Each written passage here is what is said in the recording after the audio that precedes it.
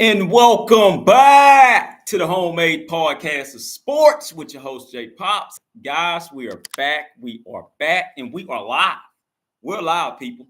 I am coming to you a day after the Arkansas game. The final score of that game was 34 to 22. It should have been 41 to 22, but hey, we're gonna move on from that. Okay. So what all happened? What all happened in that game? First and foremost, man, all credit to the defense for coming and showing up. All right. We've heard all weeks long, ever since the Miami game, about how the defense is this bad. Man, they need some help. They got to get this and that together and stuff like that. Well, I'm here to tell you this here, man. DJ Durkin has finally showed up to the party. He has finally showed up to the party, and he's finally getting his money in which he deserves. You know what it's starting to look like to me on that defensive side of the ball? First and foremost, the linebackers look way more developed than what I have ever seen under Jimbo Fisher so far. Okay? We got some dogs at linebacker. Adrian Cooper is the main subject. Terrion York, I don't know if that guy is a freshman, a sophomore, junior, but he's playing out of his mind right now, and nobody has been able to contain him. I like what I'm seeing. I understand that people want to come and say, "Well, man, y'all play to the bottom feed SEC teams in 2 weeks." Well, I'm here to tell you this. I didn't hear none of this when we were coming into this game on this week. All I heard about how good Arkansas's offense was, and did you see them against LSU? I saw everything y'all seen. And I deliberately said that do not put too much stock into that. Why? Because LSU's defense is bad. They're freaking horrible. They're horrible. I told you guys this. I understand none of you guys want to believe me because of the 5-7 year last year. Okay? I understand that. I understand this. So I don't think the AP polls have come out yet. Not that I know of. I'm looking at one of you guys say something about the AP polls. They usually don't drop until like about 12 noon. 12 noon Central, 1 p.m. Eastern time. Stuff like that, man. But anywho, man, we're gonna keep on moving here. But like I said, hey, DJ Durkin has finally showed up to the party. I love what he is doing. It took him a year in advance. I mean, it took him a year after to get guys right and stuff like that. But look, man, we told people this on last year, and everybody came back and said, "Oh man, that's just an excuse." You guys got all those 5 stars, all those 4 and 5 stars on the defensive line, and you can't do anything with it. You can't do anything. Why? Because of what they seen on last year. I deliberately told you guys this here. Let those guys come into this year, man, and let's see what they have improved on. Understand that when guys like Billy Lucci, Texas period, and guys like SEC Network, those guys on there and stuff like that, most of those guys do not be lying about what they be talking about, man. They told you guys before the season started, hey, I think you guys need to look at Texas A&M. We had one bad game, and that was against Miami. And a lot of people crapped on us for that game. Oh, well, look at what y'all did against Miami. Until this day, we're going into week number 6. Everybody still talks about what happened in Miami. That's that, man. Miami has moved on. Texas A&M has moved along. Hell, even Alabama, after the loss to Texas, they've moved along. Guys, we got to continue out through the season. We can't continue to look behind at what that game was. Yeah, man, we lost it. You got to get over that loss, and you got to go win the rest of it. You got to go and win the rest of those games. And as of right now, Texas A&M is on the verge of winning the rest of those games. Okay? The Arkansas game is a solidified statement. That's a solidified statement to where this defense is going and how this defense has come. How this defense has come along. This defense is good. For one, I'm going to give DJ a chance. He was only there for 1 year. His first year was last year. It wasn't a good year. It wasn't a good year for the offense neither. So it's like we can't throw everything on Durkin and say, oh, well, look at what he did last year. Look at what the offense did last year. They were terrible. They were terrible, man. They come into this year, offense looks better. Come into the defense looks better, excluding the Miami game. They look better as the season keeps going along. Now, as of right now, Texas A&M, I'm going to say this once again, Texas A&M is top 5 in the nation in sacks. I'm going to say that once again. Texas A&M is top 5 in the nation in sacks. So I'm going to say what you guys have been telling me. All those 4- and 5-star defensive linemen are now acting like 4- and 5-star defensive linemen. This is what we want. We've seen this at Georgia. We've seen this at Alabama. Hell, we even seen this at LSU at times. It's our turn. It's our turn. We want some of that. Hell, just like Dorian said on the SEC Network last night. Why not Texas A&M? Oh, man, because they let us down so many times. I understand that. Shit, they let us down with Kevin Sumlin. I understand that. Guys, it's time to move along. It's time to move along. And once again, what they did against Arkansas was by far the most prolific defensive game I've seen them play against Arkansas in a long, long time. They shut them down. They shut them all the way down. However, before us, they played against LSU and they scored 30 on them. 31 to be exact. They scored 31. They weren't going to get close to 31 points on yesterday. Arkansas knew it. The Arkansas fans knew it. The coaches knew it. And once they seen how much KJ was getting pressured, I'm going to be real with you because I know when teams lay down, Arkansas laid down. They said to hell with it. We can't do nothing anyways. So why keep on going? Prayers to the young man that went out on the stretcher. I pray that the young man is a whole lot better. From what I've heard, he was responding on yesterday evening and stuff like that. So he should be good to go. He probably remain out for at least maybe 3 games, I want to say. He won't be out for the season. I know that. But he'll probably be out at least 3 games, okay? But once again, man, they beat him. And they beat him like they stole something, okay? Even in that game with us looking that bad, because I'm going to sit up here and I'm going to tell the truth here. I've been known as a sunshine pumper, but damn that, we look bad in that game, man, offensively. Too many turnovers, way too many. But even with us looking that bad, we look that much more elite.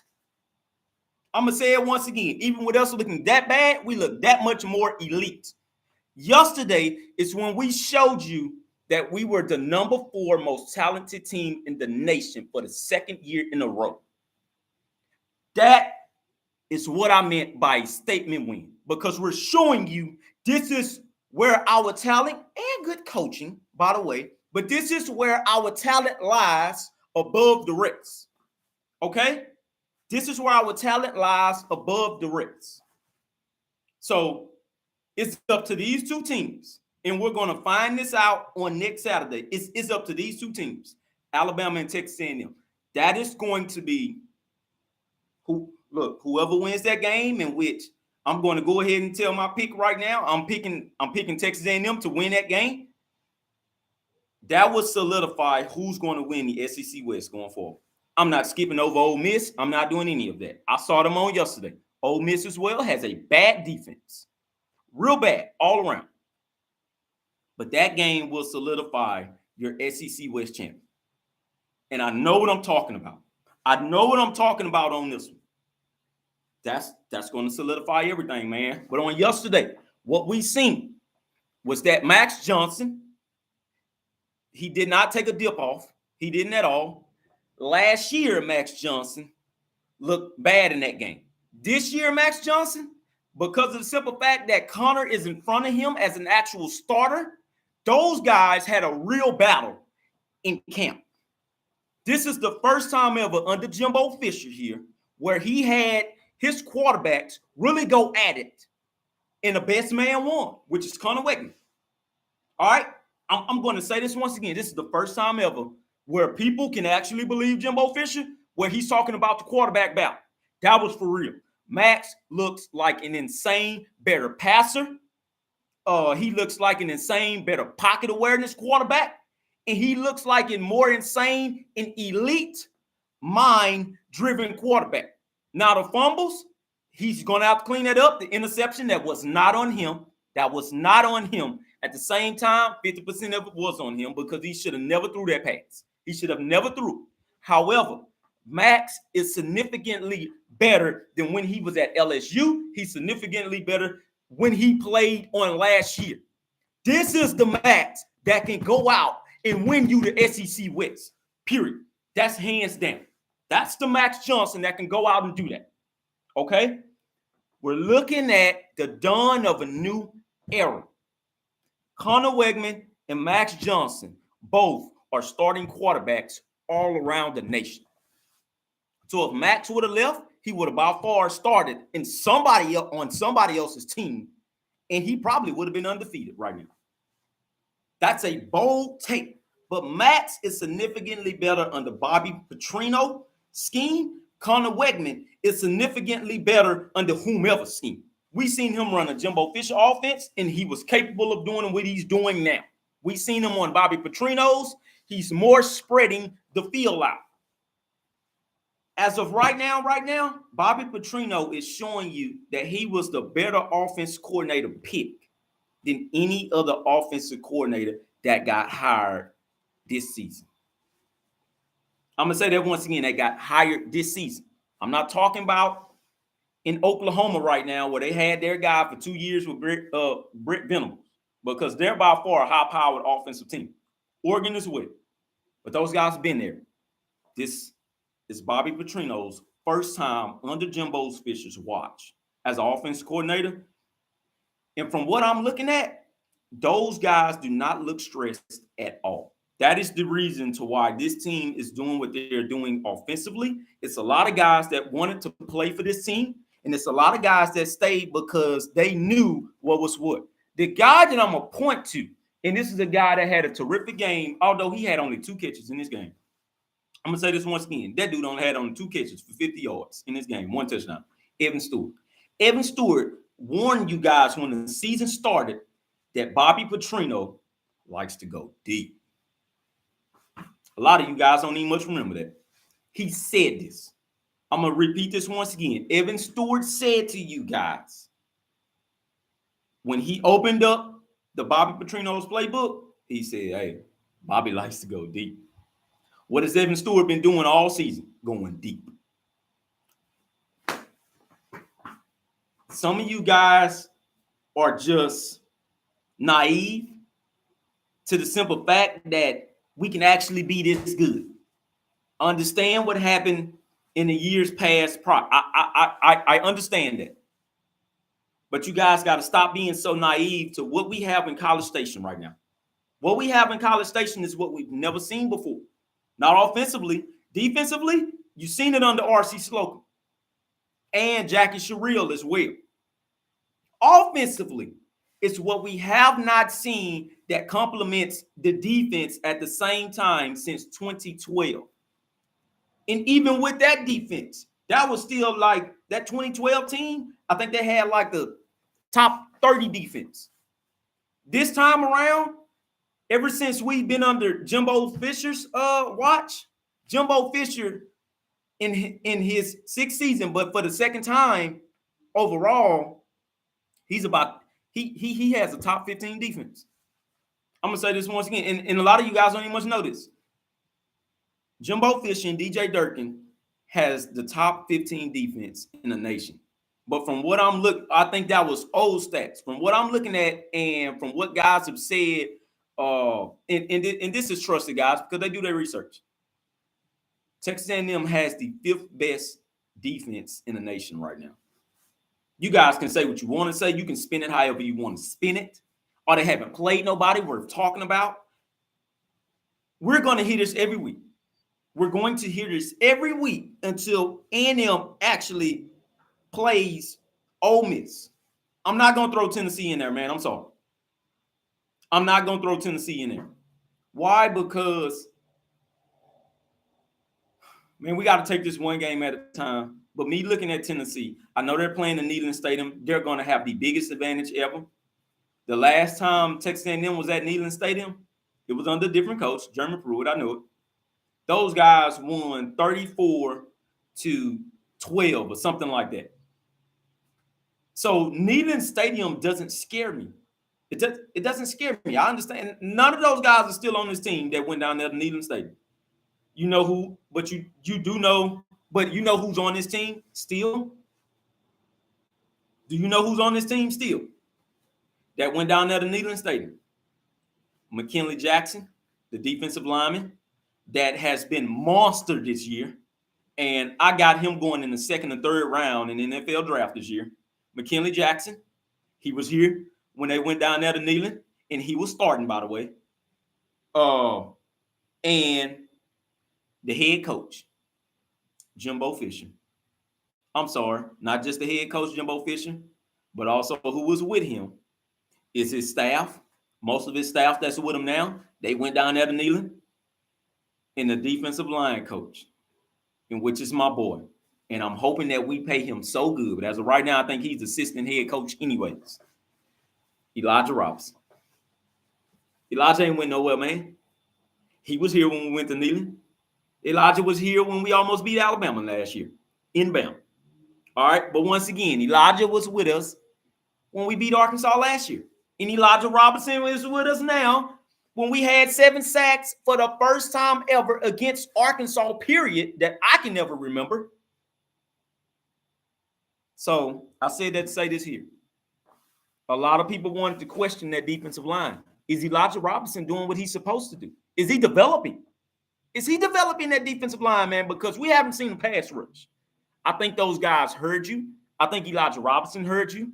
I think he let those guys in the locker room hear you more and more and more. And those guys wanted to go out there and they done something about it. 7+ sacks in 2 straight games. That is the second time in the last 20 years in SEC history. The last time that happened was with 2004 Auburn Tigers. And you know what happened with those Auburn Tigers? In that 2004, I believe that was the year where a lot of people said they should have went to the national title game. If I'm not mistaken, I think that's that year, man. I think that's that year. Correct me if I'm wrong. I think that's that year. But that was the year where Auburn was so good, I think they went undefeated. Okay? So they either went undefeated or had one loss, one of them. So going forward here, man, like I say, on yesterday, and that was an 11 a.m. kickoff. Texas A&M came in ready, man. They came in very prepared, and they wasn't caught looking ahead to this game that's about to go down this weekend. All right? So Texas A&M done everything that they were supposed to do. I see somebody in the comments saying it was. Auburn went 13-0, I think, in 2004. If I'm not mistaken, man, I know that's the year that Auburn went 13-4. 13-0 that year. But they was on probation. They were on probation. A&M is the second team to do this. If they get – so, look, this is what we're looking at going forward. I believe that Texas A&M has finally found their stride on the defensive line. I believe that defensive backfield has finally found their players that they want to play in the scheme because Jacoby Matthews is balling right now. You hear what I'm saying? Some of those guys on Arkansas, they should have caught those passes from KJ Jefferson.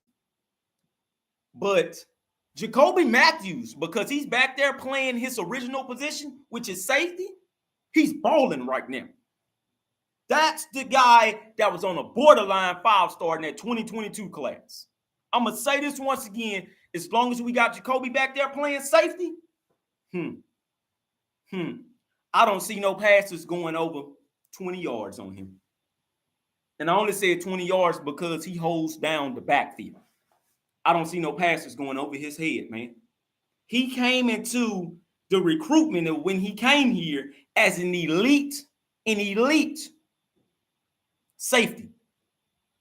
Okay? The next elite safety that was above him, that guy is at Alabama right now. I'm going to say it once again, man. That guy's at Alabama right now. So you tell me what you see. Because Jacoby is playing his role. All right? And he's doing it well. Damani Richardson is showing you what his experience is. Okay? Damani is showing you what his experience comes with. So he knows the perimeter of the field. I hear a lot of you guys talking about the defensive backs. Yeah, they still need to work on some things. I did not say they were great. But I think DJ Durkin has found the players he wants to play in that backfield, in the defensive line. He has the guys out there to do what they have to do. I think we're going to be good going forward, man. That's me. That's just me. I think we're going to be good going forward. This is me looking at every game, analyzing it, going back and watching it, stuff like that. And I think they're going to be good, okay? So the expectations for this defensive line, I think they had already came into the season with their own. Once again, I said I think they came into the season with their own expectations to say, hey, we need at least 5 sacks every game. They didn't get there the first 2 games. The third game, I'm sorry. They didn't get there the first 3 games. The 4th game, they're now finally seeing we can get to his ass. We can get to his ass. We're going to get it. I see somebody in the comments saying, who do you think will be our toughest matchup? Ole Miss. Ole Miss. Because we have to solidify that we can stop a heavy-powered offensive team. And that's Ole Miss right now. And Ole Miss offense for like the 3rd time in a row is ranked in the top 5. It's Ole Miss. All right. And they throw the ball extremely quick. And I know Alabama shut them down, but you got to understand where Alabama was at. Alabama was at home. So I'd already marked that, and I'm going to go through what I have on here for win and losses. But I'd already marked that as a loss for Ole Miss even before the season had started. I knew that they wouldn't win over there in Alabama. That's a very, very tough place to play. Lane hasn't beaten Alabama yet. But every time he goes to Tuscaloosa, he ends up losing in blowout fashion. So I had already marked that as a loss. I didn't know what the spread was going. I didn't know how much they'll lose by. But I know Lane does not win in Tuscaloosa at all. However, when he has those guys at his own home field, Alabama I'm talking about, Lane has been known to keep the game very close. He almost won last year. At home, though, that's Lane Kiffin.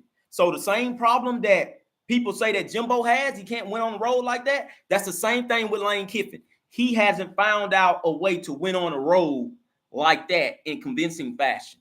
Or he hasn't found a way to actually win on the road like that, period, in conference play. He done it 1 year, and that was that magical season where they went like 11-2. If I'm not mistaken, that was like 11-2. All right, so once again, Lane is still, going to be Lane offensively. I know this part. I can't stand the guy at all, but I know that he can call plays. And once he finds a weakness on your defense, he's going to exploit it. All right, and it's up to you to shut it down. The last time Texas A&M played at Ole Miss, they should have won that ball game by forcing that many darn turnovers. But because you didn't have a quarterback that was capable of winning you that game, but also you didn't have the wide receivers that was capable of winning you that game neither. Because Damon Demon should have had that pass. He should have absolutely caught that. But he didn't. So, once again, Ole Miss will be their toughest matchup. And I saw the game yesterday, and I told my wife this here. I say, bet. If that's how we going to run it, then we going to run it like that. LSU will still be their toughest. That will still be the game they have to get up for. LSU, they got to get up for that game. Because you haven't won over there at all, ever. All right, the last time you won over there, R.C. Slocum was here. And that's been like 30 years ago. You got to win in Death Valley. If you want to keep on going forward, you want to get over the hump, you got to win in Death Valley already. Everybody else has won over there in Death Valley, so why can't you? Why can't you? If you want to say that you're the best of the best, you need to beat that team in Death Valley. Even when LSU was bad, and it's been time, and the worst one was when they was like 5-6, 6-6. Yeah, 5-6. They still found a way to beat you. So you got to win in Death Valley already. All right. To solidify that you are that team going forward and to have recruits look at you as that dominant team going forward. You got to win over there. You got to beat Ole Miss because you hadn't won over there in years. You got to beat them. You got to beat them, man. So once again, I think this game next week, which is on next Saturday at 2:30 p.m., that's going to solidify who's going to win the SEC West. All right, that is, and I heard this before the season even had started. The SEC West was out of 3 teams: Alabama, LSU, Texas A&M. The dark horse to win the SEC West, and I also said the same thing, was Ole Miss. So Ole Miss is going to be scampered in there, man. They're going to be scampered in there. You got to beat those guys, all right? Because Lane Kiffin has talked a lot of crap, and when I say beat them, you don't need to win by 3. You need to beat their asses by 20. You need to really beat them by 20. But if you win by 3, okay, fine, you beat them. You got to beat their asses, though. You have to beat their ass. All right, this game next week, in which I said I was going to give you a preview of it. This is going to be a history-made game. Okay? This is going to be a history-made. This is going to be a history-defining moment for Texas A&M football so far as the new area is concerned. This is Jimbo's 6th year. I know this part. But this is going to solidify something. This is going to be the first, if Jimbo Fisher wins this game, if Texas A&M wins this game, this is going to be the first time Jimbo Fisher has won 3-0 in the conference ever since he's been here.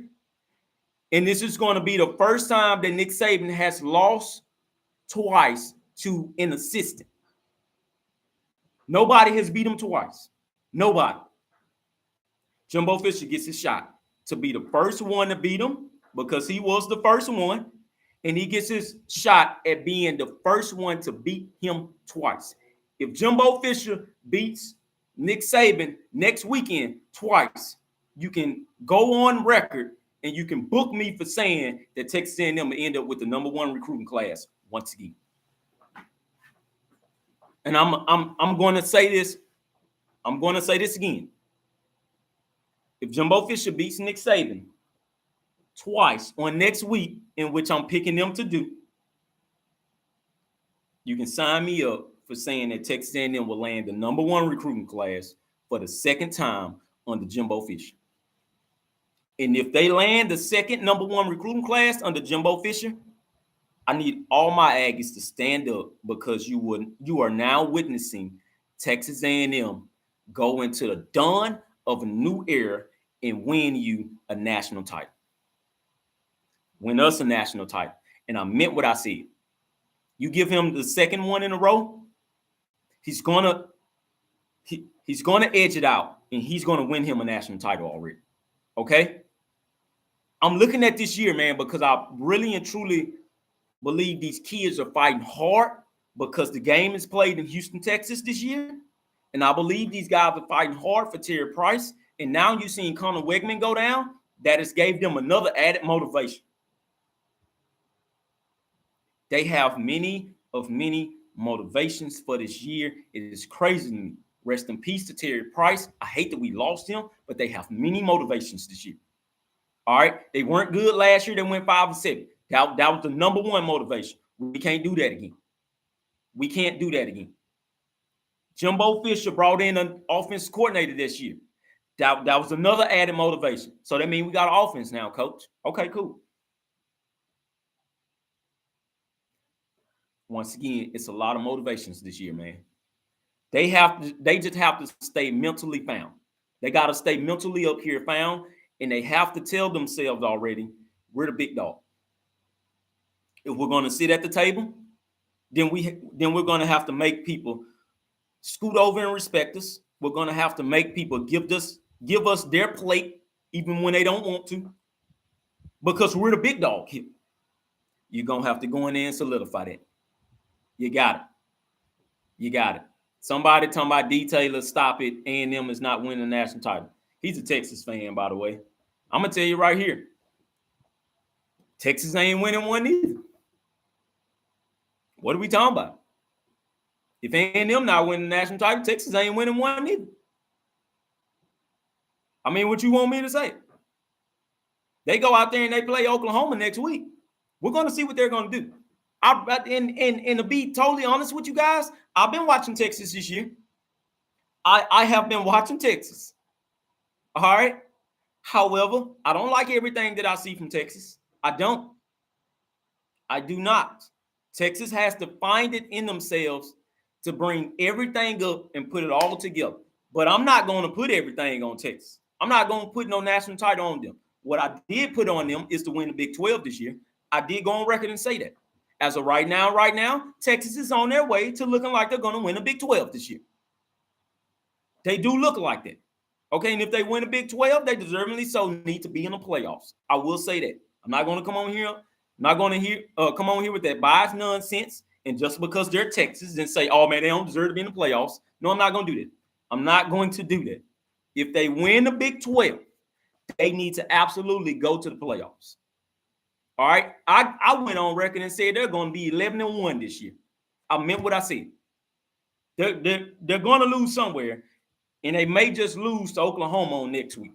Why? Because Texas haven't seen an offense that's capable of putting up points like Oklahoma has been doing the last couple of weeks.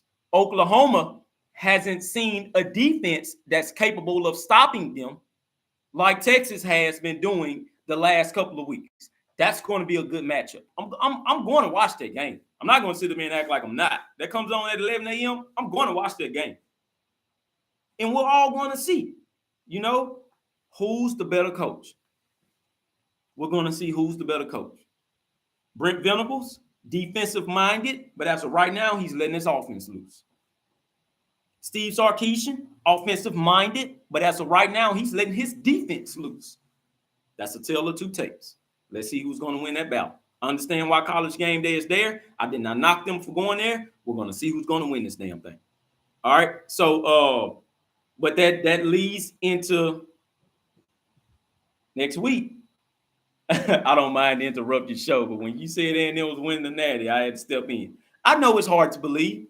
Hell, even us Aggies find it hard to believe at times because they haven't won it in 80-plus years. It's going to be hard for everybody to believe that. All right, but the same thing can be said for all other teams. It was hard for people to believe Georgia was going to win it. It was very hard. But if Kirby continued to recruit like he was doing and continued to win like he was doing, eventually he was going to find a way to crack it open and win him one. Now he has two back-to-back. All right, he has two of them back-to-back. So it could be done. You have to find it in you to bring it out. But you have to go one game at a time. And I'm not necessarily saying you have to dominate every game, but you got to find it somewhere in you to win those ball games every time. The games that you weren't supposed to win, you got to go and win them. You have to go and win them. All right. And next week, they have Alabama as a 4-point favorite next week in College Station. As of right now, the better looking team is Texas A&M from top to bottom. But however, because of the Bama history and because of the number one most talented recruiting that Alabama has done over the years, Pete O'Neal, what's up, man? Long time no see. But because of the simple fact of that, how many recruiting classes Alabama has stacked up, and they're the number one most talented roster in the nation, they're going to pick those guys to win that game, but they're only giving them 4 points. 4. Understand what I'm saying? They're a 4-point favorite. We have never, ever seen Alabama as a 4-point favorite going up against Texas A&M. So you tell me what they're looking at and what I'm looking at to constitute that Alabama will actually go in here and win this game. If Alabama is going to win, they're going to win with a walk-off field goal or something. If A&M wins this game, in which, by the way, I've picked A&M to win. This is not because of bias or anything, just because of me just actually looking at the two teams. A&M has the better quarterback. A&M has the better running backs with an S. A&M has the better offensive line. A&M has the better defensive line. A&M has the better linebackers. The better coach, I'm not going to go on record and say that. I'm not going to say that. You guys didn't see me saying that either. I'm not going to say that. As of right now, when Texas A&M wins this game next week, if they're going to win that game, if they're going to win this game, these are my expectations, and I believe these kids have set up here and they've waited for this game because they have that circle. They should have won last year. They should have won last year. I'm going to go on record and say Texas A&M will blow out Alabama for the first time ever. This will be a blowout loss for the Alabama Crimson Tide ever. Blowout, what I mean by that, 17 to 20 points. I'm not going to say 30 or nothing like that. 17 to 20 points. Why? Because I believe A&M has the defense capable of shutting down Jalen Milroe. They have the defense capable of shutting down those running backs. And they have the offense that's capable, even with Max Johnson, to run some routes on that defense. That's going to make their head spin. I think Max Johnson goes crazy in this game. He's going to play out of his freaking mind. Once I believe Max will play out of his freaking mind in this game, just like how Zach Calzada done. Special teams, it's hard for me to say those guys are going to get a touchdown. But that touchdown by Nas spitting on yesterday, I seen that touchdown coming. I seen that coming because I sat up there. I say, man, he's about to run this back. And he ran it back. He ran it back. I keep on telling myself this. I was a year too early last year. With all of these predictions, I was a year too early. And I admit, I was looking at the recruiting class. I honestly admit that. And I got a bit premature. This time around, it's no premature about it. Texas A&M has the best team that they've ever had, period, under that Jimbo Fisher's watch. But they have the best team that they've ever had, and this is a team that's a year developed. Some of these guys have been here for 2 years. These guys are a year developed. That defensive line is showing you what they could do when they get at least 1 year of development under themselves. I don't know what's going on my phone. Oh, okay. I didn't see anything. I don't know what's happening with that. But these guys are showing you that they're capable of doing what they have to do once they have development under them. That offense under Bobby Petrino, that offense is going to forever score some points. You hear me? They're going to forever score some points. Now, don't underestimate Alabama because they got Jalen Milroe. Okay? The offense isn't the issue. I'm sorry, the offense is the issue. But the offense isn't what I'm looking at. I'm looking at that defense. That defense is capable of shutting down Texas A&M and everybody else. However, this time around, Jimbo Fisher walks in there with a talented bunch and where he's not calling the plays anymore.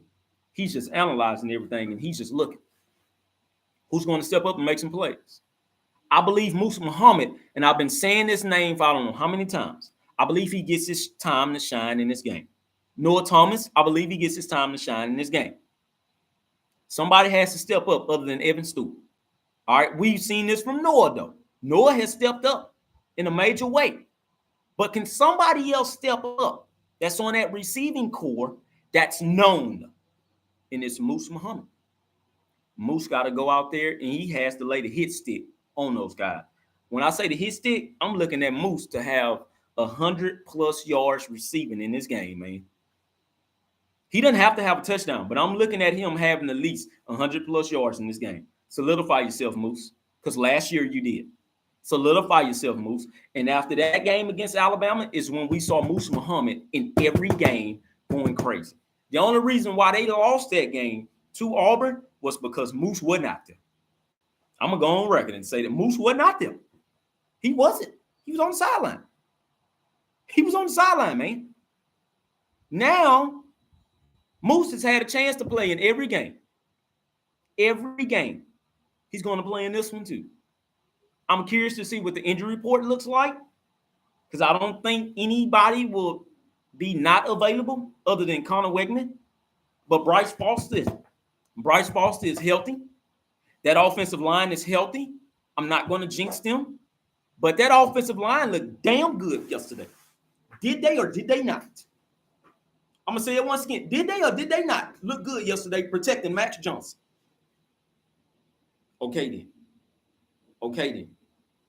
They look darn good. We've been waiting on those guys to step up. I haven't really said nothing about them because of the simple fact was that I knew that they were going to catch on eventually. The offense is complementing the defense. We just need to see more of it. Next week, 2:30 p.m. prime time, Gary Danielson and the other guy, they'll be calling this game. Just to let everybody know. I know y'all hate Gary. I know y'all do, but they'll be calling this game. And I can picture Gary right now saying this here, what he said the last time when he was calling that game. Jimbo is going to come in ready, man. He's going to have his guys ready. And he said that with the night game. And what did Texas A&M go out there and do? They handled their business. They played them and they won. I'm ready to see this happen again. Once again, it should have happened last year. But it was no way in hell Alabama was going to let a 5-17, well, a bad Texas A&M team come in there and beat them. I knew it. I knew it was going to be tough. But Texas A&M showed you that they could go toe-to-toe with them. They could go toe-to-toe with them, man. All right, yeah, and that was without Bryce Young. Guess what? This game here is about to be without Bryce Young again. We need to get to Jalen Milroe. Get to him again like he done in Tuscaloosa. I can tell you now that offensive line, they're doing film work. They're doing film work. This will probably be the best that you've seen that Alabama offensive line play. However, I still think Texas A&M will get in there and get 5 sacks on Jalen Milroe.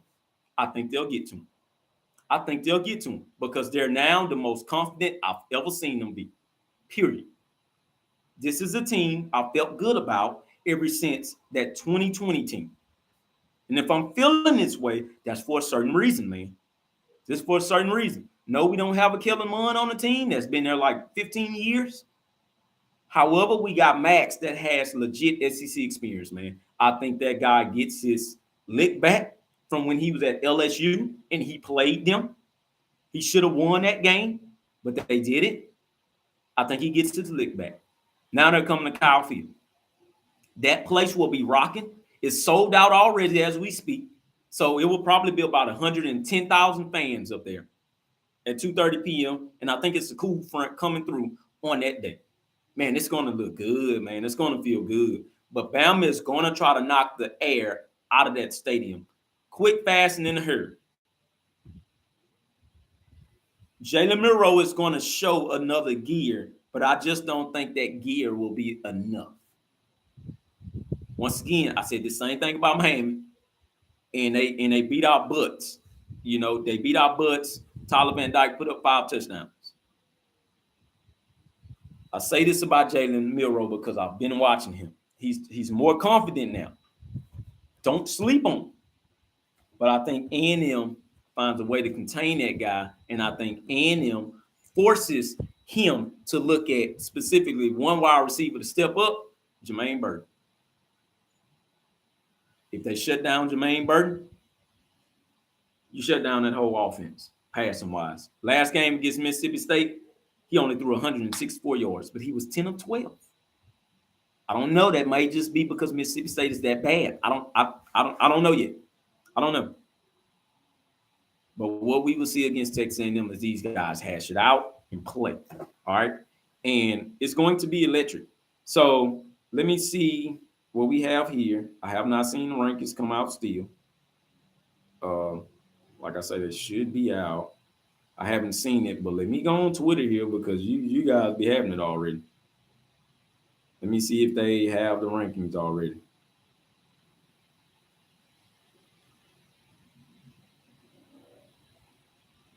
Oh, wow. SEC teams ranked in week 6. Coaches poll. That's just the coaches poll? Where's the AP polls? I don't know if I see the AP poll. I don't see the AP poll, but it's just the coaches poll. I have not seen it. Still don't see the AP. Hold on. Let me go on here and guys, let's see if we can catch this AP poll out right now. AP top 25.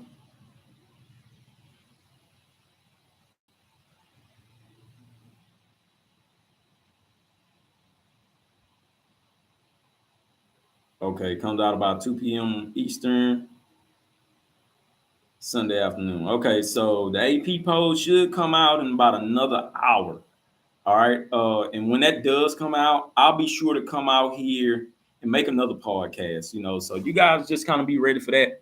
I'll be sure to come out here and make another podcast on that one. But like I say, man, this team here, and of course we'll talk about this later on throughout the week on Tuesday and Thursday.